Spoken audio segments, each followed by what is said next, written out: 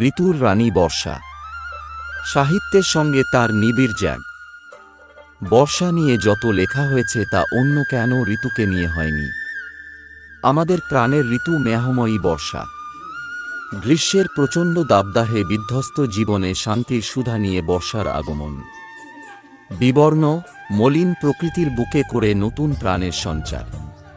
একদিকে কৃষকের লাঙলের ফলায় মাটির বুক বিদীর্ণ হয়, অন্যদিকে স্রষ্টার কলমে জেগে ওঠে নবসৃষ্টির উন্মাদনা।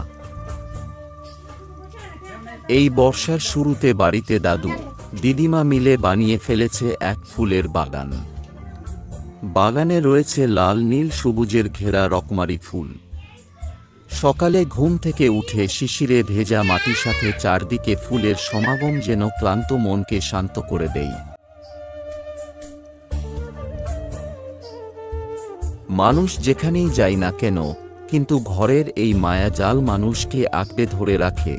গ্রামীণ জীবনকে সাধারণত আরও শান্তিপূর্ণ এবং স্বাচ্ছন্দ্যময় বলে মনে করা হয়, যেখানে জীবনের একটি ধীর গতি এবং সম্প্রদায়ের একটি শক্তিশালী অনুভূতি রয়েছে। ছোট ছোট জলের বোতল কেটে তার মধ্যে মাটি দিয়ে চারা রোপণ করেছেন। এছাড়াও বাগানে রয়েছে বেগুন চারা, টমেটো চারা, লঙ্কা গাছ, অনেক রকমের শাক লাগানো রয়েছে। ফলের গাছও রয়েছে আম, জাম, পেয়ারা, লেবু, নারকেল।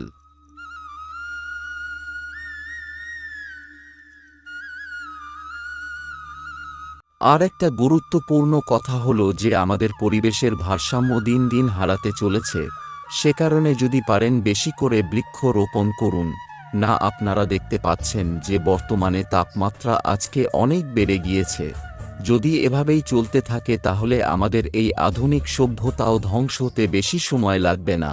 তাই আপনাদের কাছে অনুরোধ, বেশি করে বৃক্ষ রোপণ করুন।